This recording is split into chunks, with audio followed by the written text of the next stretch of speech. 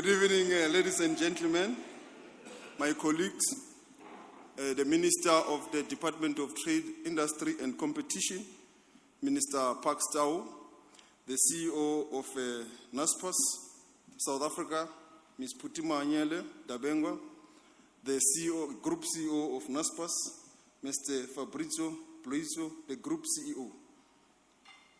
When they welcomed me now this evening, they said, thank you for hosting us. I said to both of them, thank you for enabling us to host you. So that was my retweeting that, thank you. You made it possible for us to host you, Fabrizio and Puti, and the whole board of Naspers, and all captains of industry from the Republic of South Africa. I just want to first start by thanking the private sector, businesses in this country. You have been incredible in this whole year. The people of South Africa do not know that most of the working groups, meetings,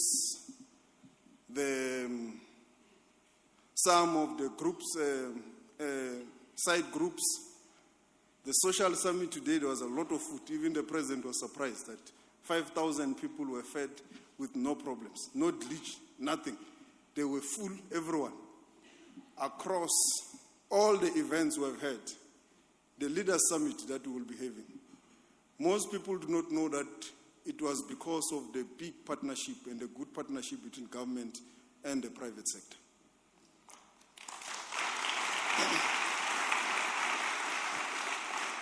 Not all the money to host, all the meetings that you see came from government.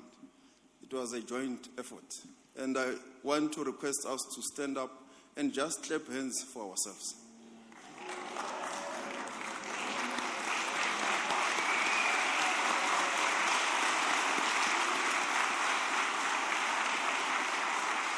Thank you. And this also goes to the G20 South Africa. When we first met them, we told them that we do not have enough money in the fiscus. It was myself, Minister Tau, Minister Godongwana, Minister Nchavin, to brief them about this G20 and what it means for our country and what they can do. And they really came in handy to support us fully. I'm standing here with certainty that the Leaders Summit will be a success because of the joint cooperation between government, the private sector, and also civil society in South Africa. But it does not end there. I also believe that with the reporting of the G20, our South African media has also been incredible.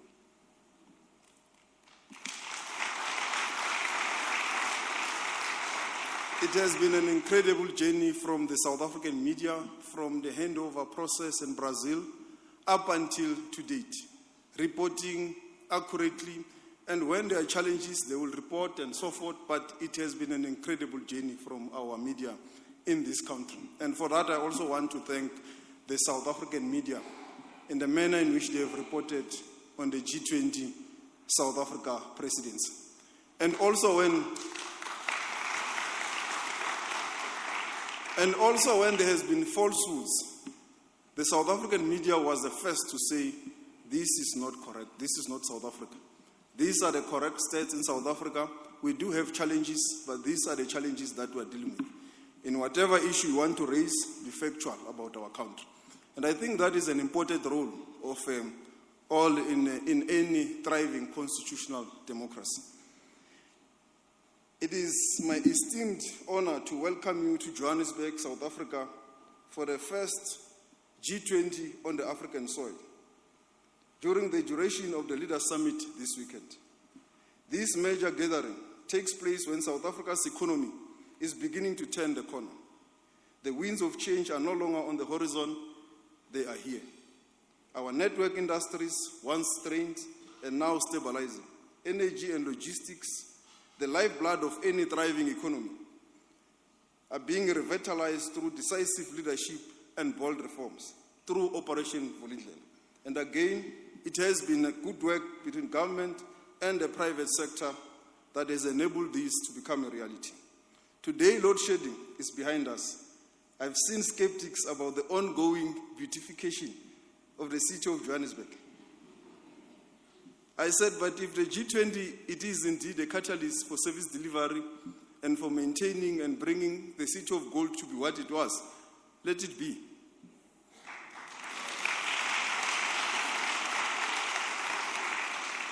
I say this advisedly because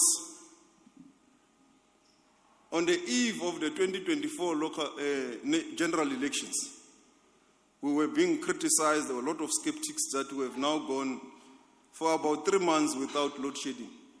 They said, yeah, no, there's no load shedding now because it's election. The ANC is electioneering. That's why there's no load shedding. It's now a year, 3 months, no load shedding. So it's a sign that catalytic events can turn the corner of any challenging environment in any country. So if we can use it, let it be. And the G20 is one such example. The World Cup came, it did wonders for our country, the first in the African continent. Live Golf is coming. I also believe it will do wonders for us.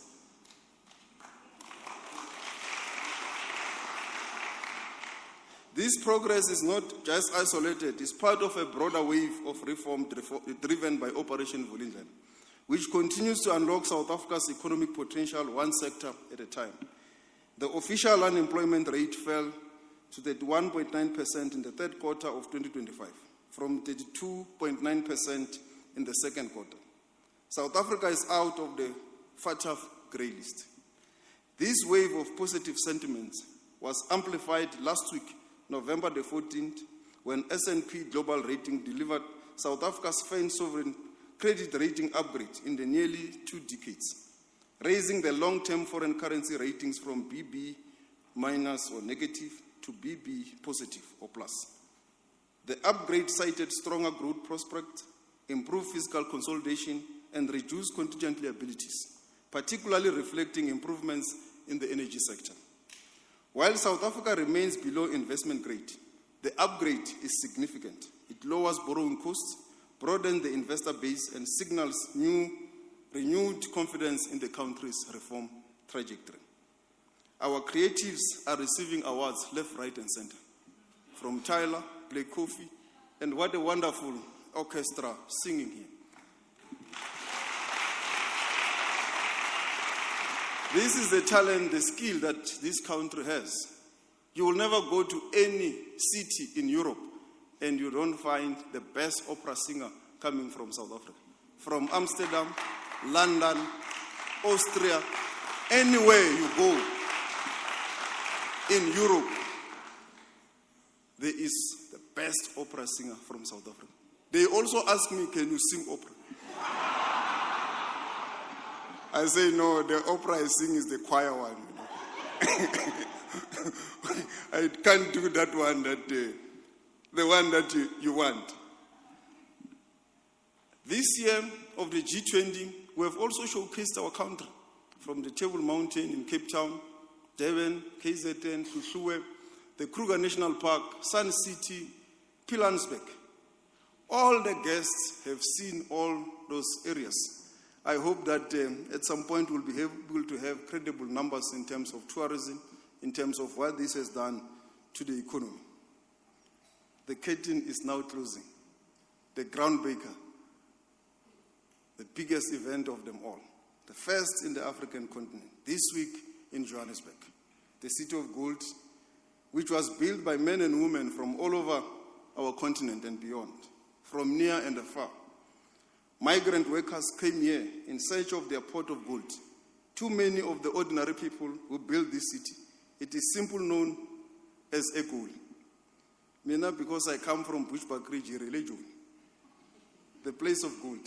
Welcome to Egoli, Johannesburg in South Africa. Just up the hill stands our constitutional hill, a symbol of our human rights culture, democracy, and dignity. Not far from here lies Soweto, home to the only street in the world that has housed 2 Nobel Peace Laureates, Nelson Mandela and Archbishop Desmond Tutu. In the world, not just in South Africa, in between Soweto and Johannesburg North stands our soccer city, where the first final of the World Cup was held. Isn't that beautiful? During the dark days of apartheid, Nasrec, where the Leaders Summit will be held, was a rare bridge connecting Johannesburg South, home to Soweto, with Johannesburg North, then reserved for the white citizens under the Group Areas Act. Even in those times, Nasrec offered glimpses of unity, where people of all races will gather for events like the Rand Easter Show, defying the barriers of segregation. All of you here have got fond memories, particularly Joburgers, of the Rand Easter Show. And you're mingling there, black, white, Indian, colored, everyone, even during the days of apartheid. It is for that reason that the president decided to host the Leaders Summit in Nasrec, because he sees it as a bridge between the south and the north of the Johannesburg city. And he believes this will inspire the bridge between the global north and the global south to find consensus on global challenges that are now besieging the people of the globe, from trade, geopolitics, issues of war and peace. This will all be discussed in Nasrec. And we are hopeful to find solutions, to find each other, difficult as it may be. And as the South African government, we are continuing to pursue a declaration for the Leaders Summit. If we end up with a chair summary, it will not be because the United States of America is absent. It will be because the countries in the room and in the House, they are not agreeing with the negotiated declaration. So the summit will proceed. Negotiations are still ongoing. The countries are committed to find each other, the countries that are present here in Johannesburg, to agree on a declaration. If they can't, we will end up with a chair summary. But as I've said, it will not be because there is a country that is absent, because that country, we have marked them absent, and we have to focus on the job of the G20.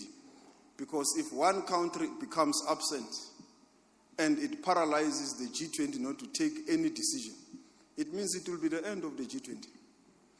Because in the United States, someone may find a reason not to attend for whatever reason. It goes to the UK, someone finds another reason. It goes to Japan, another person finds another reason not to go to Japan.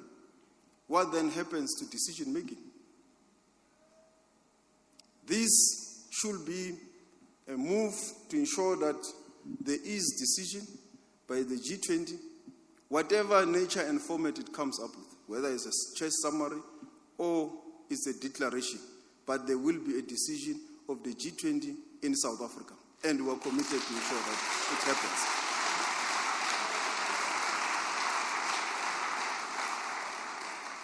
I know that most of you have been involved in a lot of other engagements and meetings, so I don't want to bother you with a lot of the themes. I know you know what is the theme of the summit. Some of you now can sing it. You know, even myself, sometimes when my wife wakes me up, I just say solidarity. You know, this is how this whole year has been so difficult. But all in all, welcome to Johannesburg, South Africa. Enjoy the rest of the weekend with all the activities that you'll be involved in, all activities of the G20. For those that are not from South Africa, there are a lot of short left here in Gauteng. It's not only where you have to go to Kruger National Park, to the Table Mountain, or to Pilansbeek. You can just go here to the cradle of humankind. You can go to the Lions Park. You can go to the Apartheid Museum, the Freedom Park. You can go to our Constitutional Hill. But all in all, please don't leave South Africa without drinking our nice wine. Please don't ask me how do I know that our wine is very nice, because I don't drink. But I've been told by men who drink our wine that our wine is the best. In Europe, in the Americas, and everywhere I've been, they always say, please bring South African wine. So when you are here, you can't leave South Africa without drinking our wine. But also, it does not end with the wine. We also have something. They always ask me, they say, please bring us the South African meat. So which meat are you talking about? Because I thought meat is everywhere. Brazil, they are the best with meat, you know? They say, no, you do have that South African meat that looks strong. I say, oh, biltong. So please, for you who are hosting, please give them the biltong. They really love it. For all those who attended the working group meetings and all of them, the feedback, in addition to the wine, they now love the biltong. So I hope that we will also give them biltong in the summit so that they can continue to come back to our country to enjoy lots of nice things that we have here. So thank you very much, Naspers, and all business people of our country, all civil society, the judiciary, the media, all sectors of society. And the president said he wants to make this a people's G20. With the social summit, he achieved his objective. So we want to thank you for having made this possible. Thank you very much. Let's enjoy the evening.